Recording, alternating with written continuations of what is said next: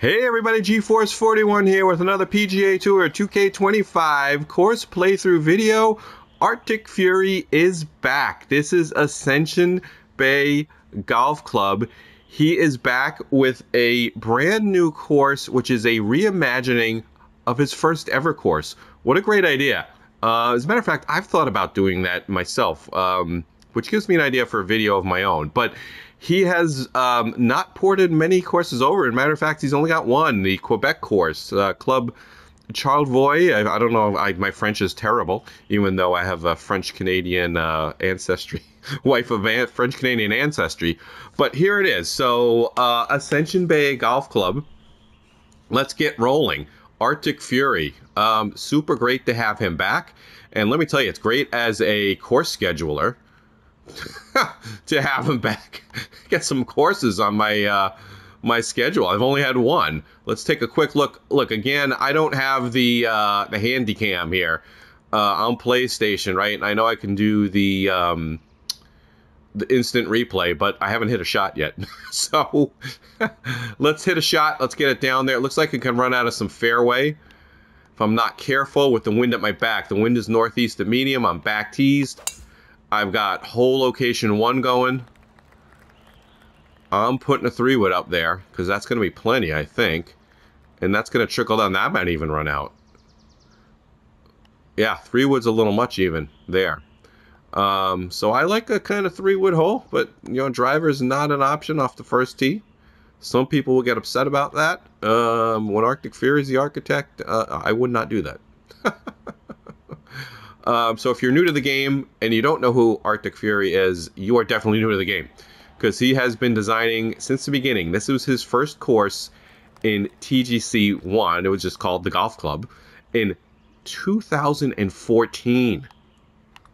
Can you believe that? It's been that long. It's been 11 years.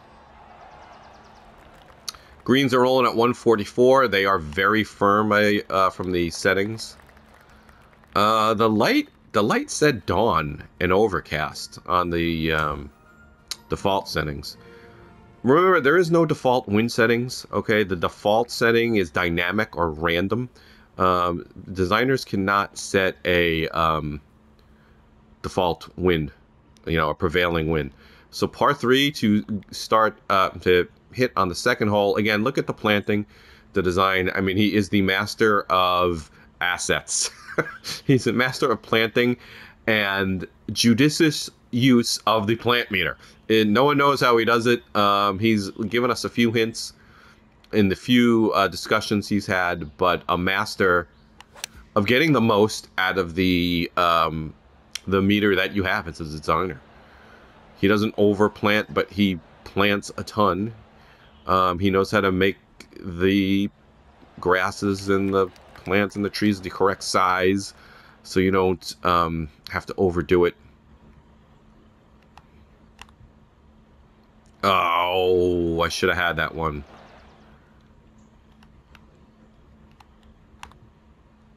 So my idea is perhaps I go back and replay my first course, maybe the dumpster fire video, because it was terrible, my first course. Now, he has never been terrible. One of the first designers I knew. I'd love to see some of the old ones come back. I, you know, port mine over, the better ones, and redo them as I go. You know, like I say, I don't port and publish. I want to make sure they're up to current standards. I utilize any new tools or assets that might make the course better. I fix any oopsies. I adjust the greens depending on how they're rolling in the new version of the game, etc. So that's why it takes me some time to port mine over.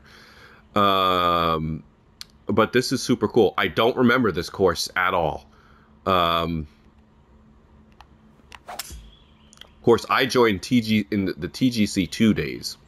So anybody who's new to the PGA Tour 2K series or 2K Sports series, it used to be called the Golf Club. Then it was the Golf Club 2. Then the Golf Club 19, so TGC 19, and then the PGA Tour 2K took over. So it's PGA Tour 2K21. Let me hit this putt. PGA Tour 2K23, and now, of course, PGA Tour 2K25, which is fabulous. A great update.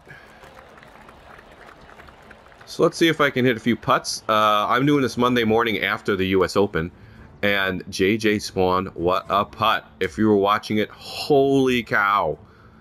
What, I can't think of a clutcher putt and a harder, bigger putt. There have been clutch putts, Payne Stewart, Phil Mickelson. They were much shorter, and they were not on a rain-soaked green from 65 feet with a looked like a 5-foot break. I don't know what, a 3, 4, 5-foot break after playing on dry, hard, firm conditions all week. And then you got to adjust to wet greens that have been soaked and hit a 65-footer to win the Open. I mean, stuff of dreams. Wow. Just unbelievable. I lost it when I went in.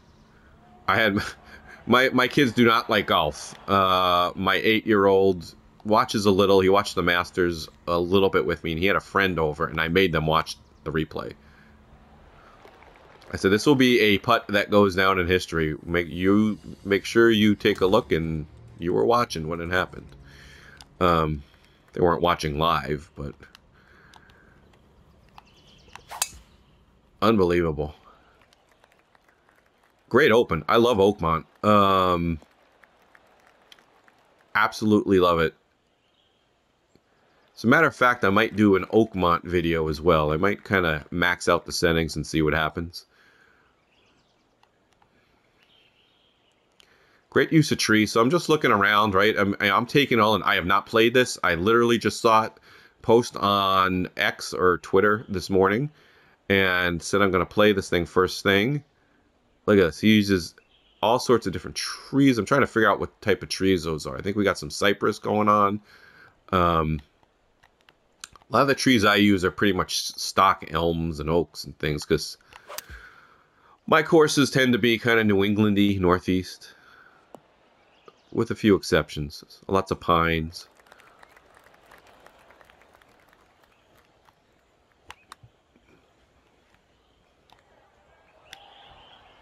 Doing one now is kind of a New Hampshire theme-ish kind of thing. The White Mountains. Excellent. There you see the new grasses, the new textures, the terrain painting, and of course the surface weathering. Don't overdo it with the weathering. I noticed a lot of designers are starting to overdo it with that surface weathering. There's some nice touches here. You just give it a worn, used look. Like right here, right? This is the way you use it. There's a path here, and people are going to be walking, and their carts driving over this. Anytime you get the end of a path, you get the burnt out patch on a real course, right?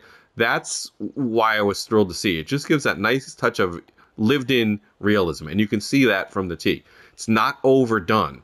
Like, I tend to use 30, 40% at most, sometimes even 25% on the meter for the surface weathering. People are overdoing it. They're just going hog wild with it. And I get it. You get excited. Okay, a little bit of a hog's back here. So, ooh, look at that. That's an interesting shaped green. All sorts of sections. So with the hog's back, the point is which side of that hill do you want to be on? I think for this whole location, you want to be over here.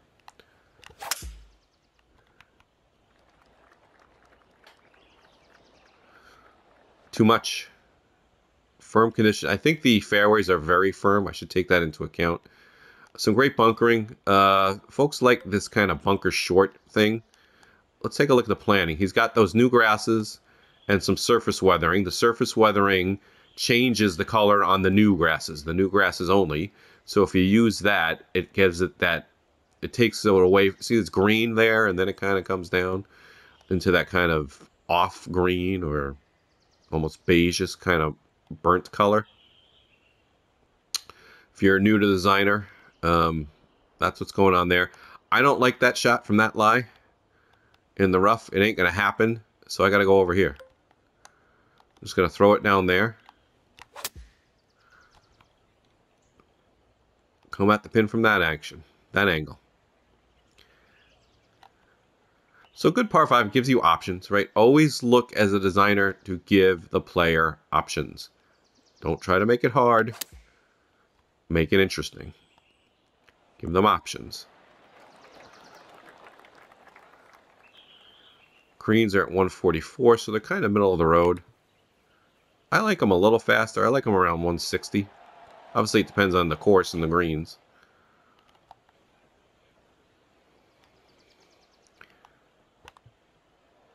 So what is your favorite Arctic Fury course? Leave it in the comments. I'm not sure I have one. I can't choose. That's a great question. I'd love to hear your thoughts, but that's what the comments are for. I'd love to get more interaction on my videos. I got plenty of views. Thank you. My viewership is up. I haven't been here in a while, so sorry about that. Why? I've been busy with my podcast. I have a real life business podcast. I should put a link out. So please watch that. Your Customer, Your Success. That is my real life podcast. It's a business podcast. You can see me real life. There are videos on YouTube. The YouTube site is Your Customer, Your Success. You could find that on any podcast platform, okay? Apple, Spotify, whatever you like, it's out there. I found as a podcast host, it's really easy to get your podcast out there with your hosting service. They do it for you. So that's easy. You just got to record the thing. But I have audio and video. It's customer focused. It's customer centric business. So whatever business you're in, you all have to fund your golf habit with something, right? So whatever job you do, whatever it is, there should be a customer focus to it, I hope. And that's what we talk about.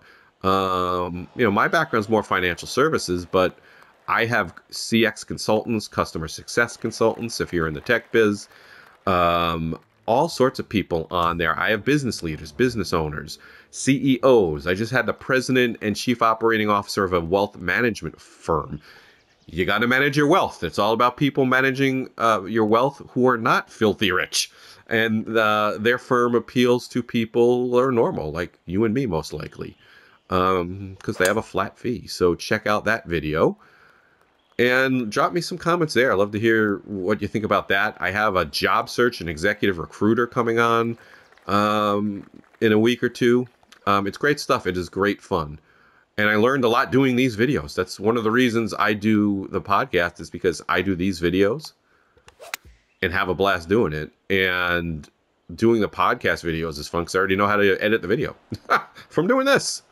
And I already paid for it from doing this. Wondershare Filmora is what I use. It is wonderful. Highly recommended. That's where all the graphics and gizmos and sounds come from. Like, I'll put an oops in there. Oops. Cyberjack is not happy. I still got this mid-80s Jack shirt on. Like I said, I'm still waiting for the pants. Need some plaid Sansabelt pants.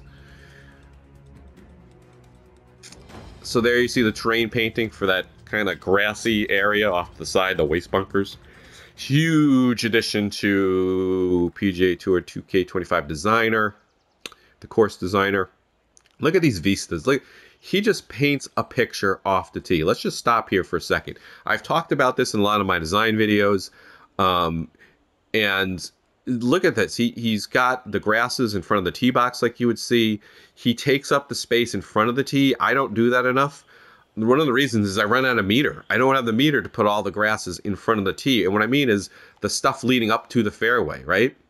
Because this is all dead area. Sometimes, right, all in here, all this stuff is what I'm talking about. And sometimes people just leave it and it's kind of dead area. And sometimes it makes for a cool view, especially if you have some sort of forced carry off the tee. But sometimes it adds to the ambiance and the immersion of the course to put the planting in there, like he does here. Of course, you have to have the meter with all the trees. Now look at the trees and the tree line. One of my videos is making your tree lines look natural. How to look on the left, how it kind of just leads your eye to the fairway going down. It doesn't have to be perfectly linear, but for the most part, the pattern is the trees go down and point towards the fairway. It's a little scattered on the right, but again, the trees all lead you into that fairway right here. Okay? Great stuff. So paint the picture off the fairway. 24 feet down with the wind. I might go 3-wood here. You know why? It's all plenty of club to get in. It's just going to be some sort of wedge. Vary the trees, make them make sense. There's all sorts. Look, there's pines. There's, kind of the short pines, the tall pines. This is a funny location. My God, I should have looked. Whew, I gotta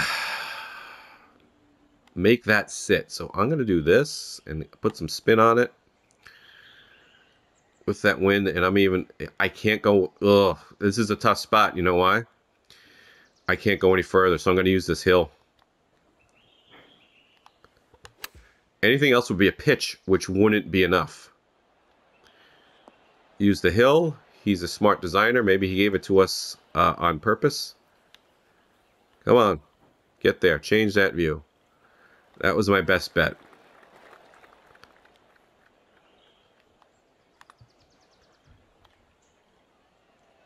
Oh.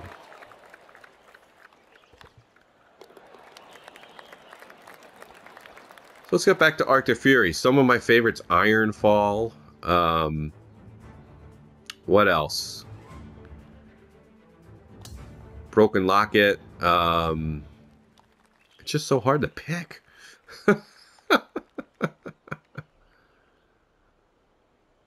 All right. Look at this hillside. I mean, this is what look at this hillside.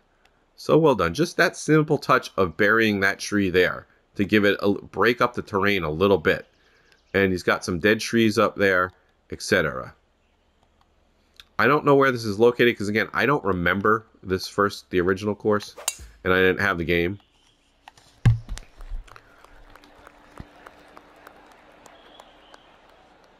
Not bad. I'll take that.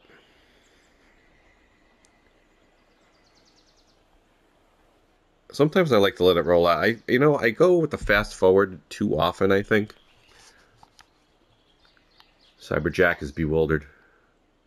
Look at this. This is pretty. Another par 5 to start the second 9. Can you imagine playing that real life? You'd have to bring a whole lot of ammo.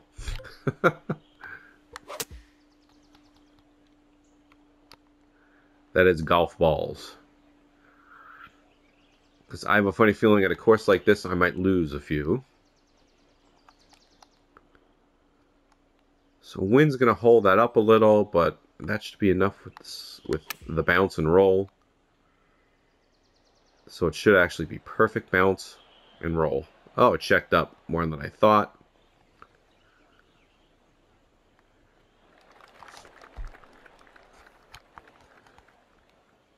Alright, this is makeable. Let's drain this.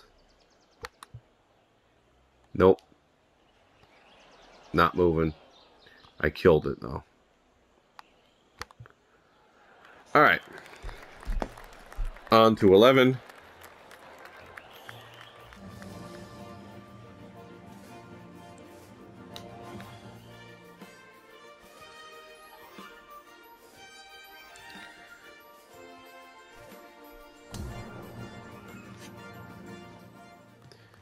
Look at this pretty view. Look at this. Oh my goodness. You got a town off to the left.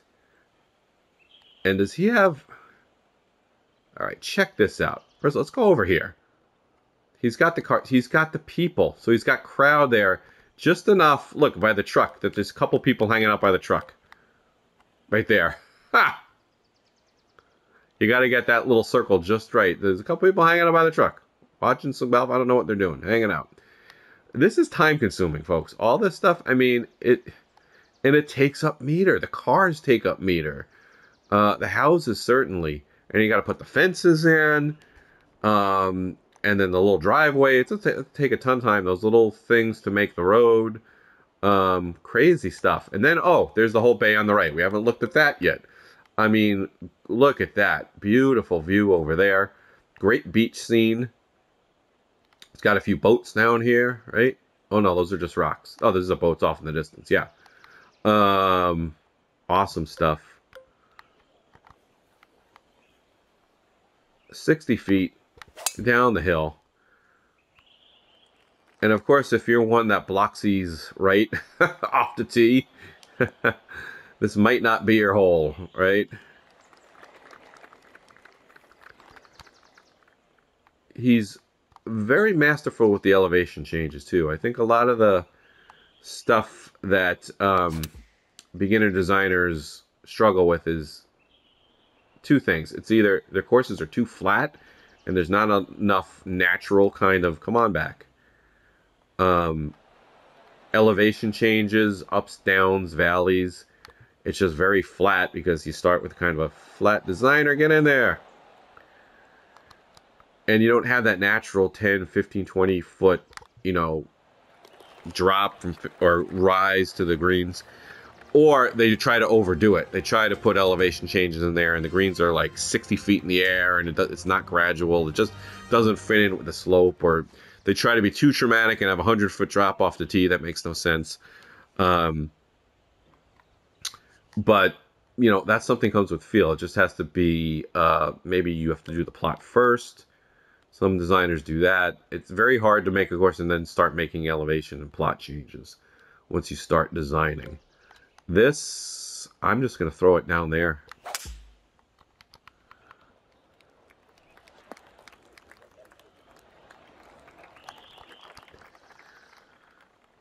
Oh boy. You can also use, look, you can use the surface weathering on the greens to kind of highlight those slopes.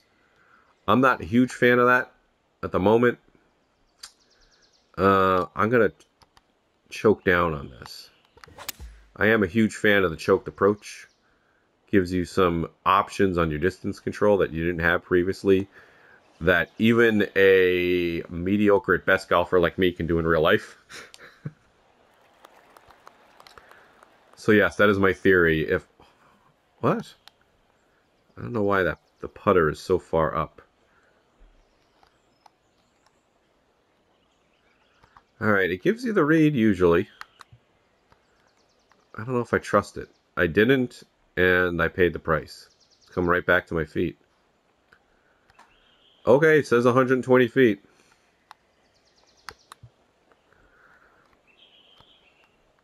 It just seems like way too much.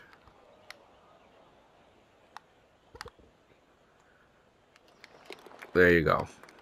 So it's a good 2-putt the second time. Alright. A little short 3. Make your short 3 scenic. He certainly does. Look at the shape of that green. That is outstanding. Various green shapes should take the natural form of the land, which ends there, right? So he throws that in there. Is that a beach with people on it? There's people on the beach. Look, the little details he throws in there. Great stuff. Cool bunkering, great textures on the bunkers. All right, you got to sneak that in there. 30 feet down, 5-mile-an-hour winds. Boy. Just put a little loft. A little spin. Come on back down. That should be good. Just the right amount of grass. And I mean by that the height.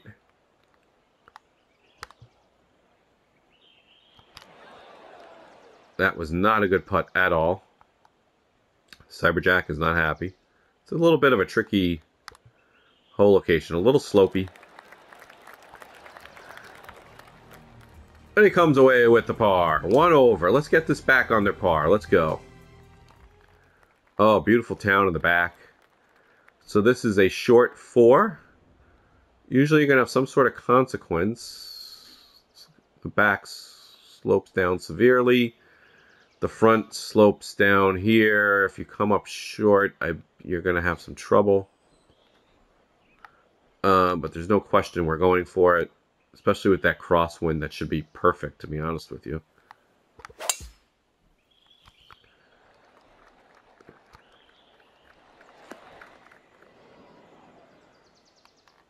And he's over. He took the slope. Of course. Flop time from that position.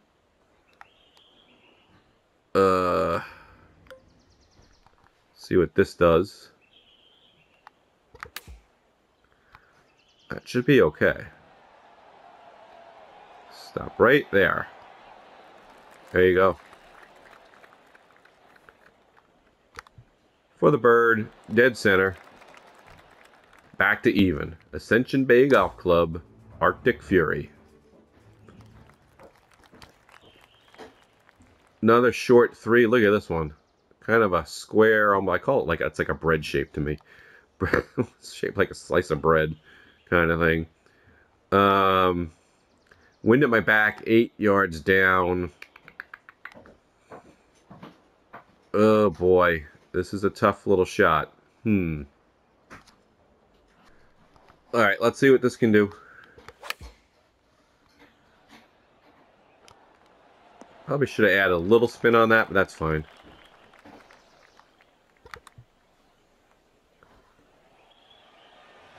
Oh, almost got it. Nice. All right, stays it even. Look at I call these the behind tee shots. When you look at the shots behind the tees, I love these. I think they add a lot to the value of the course and your design.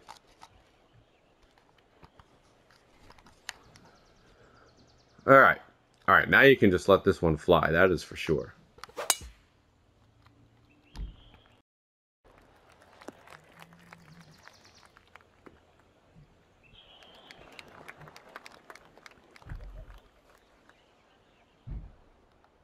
Par 5. That hill is there for a reason. If I know him, that hill is there for a reason, folks. Let's hit it.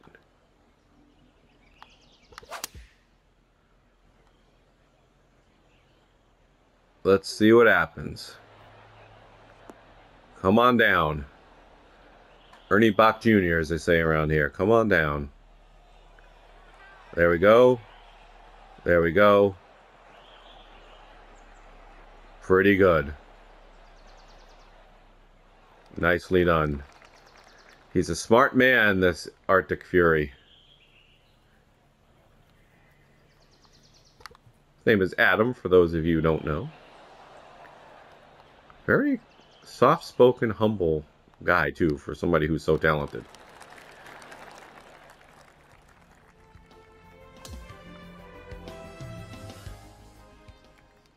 Look at this. I mean, you know, any of you who design know how this would take me like 5 days to just, and I'm just talking the stuff up to the fairway. Forget about the fairway and around. Like just the scene from the left side up to the fairway with the path and the rocks and this. I'd be doing this for like all week. I mean, forget it. This is why it takes me forever to do a course. Wow. Pretty stuff. And it's not, you know, easy to get things symmetrical like that. And just even and look natural. All right, so this is an interesting one because, again, this is drivable. So you've got a few up. You can go over here. You can go over there. Obviously, I think I want to hit this here and get that slope there. And I don't want it really to cut. No, I'm straight at it. Kick to the left, I hope. Nope. Kick straight and to the right. A little that. A little roll. And again, you can have your holes in the trees. Just don't, you know, that's visible. The cup is a little bit in the light. It's visible. It's fine. Oh, what a whiff. Oh, total whiff. All right, there's just no excuse on that one. All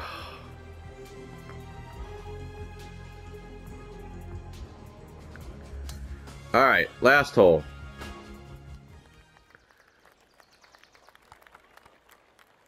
Let's see. Now, look at that. That is brutal if you go long, obviously. So coming home, obviously you can't hit driver here. You know, there's really no need to go over there. People try to hit driver for whatever reason they can come up with. Just hit a 3-wood. In real life, same thing. The biggest mistake I see amateur or recreational golfers, I should say, make is they hit driver off of every tee. That's not a par 3. They don't even think about it. They just go right to the bag and pull the driver out. There's no reason on a lot of holes to do that. And you'll say, well, Gary, you got to get it down there. No, I mean, you got to get it in play. I'm much more reliable with my 3-wood.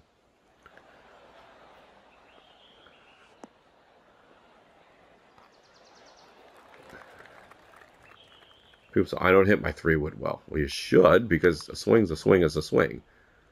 Well, the driver swing's different. Not really. Might be a little bit of different setup. Fundamentals are the same, folks. All right, let's leave with par to stay 1 under, and he blew it. 2 short putts at the end. Blows it. And I almost whiffed on that putt. Dead center in the box score, though, as they say. Ascension Bay Golf Club, Arctic Fury. He is a master. That was wonderful. Look for this on Casuals Golf Club soon. I might save this for the week 10, season ending. We do 10-week seasons spectacular where I bring you 3 top-notch designers. So you'll probably see this week 10. We're on week, what are we on? Week 6, 7, something like that. All right, great stuff. I'll be back with more design tips and playthroughs. Might play through my own course, Taconic State Park Blue. We'll be back soon. Thanks for joining. Bye.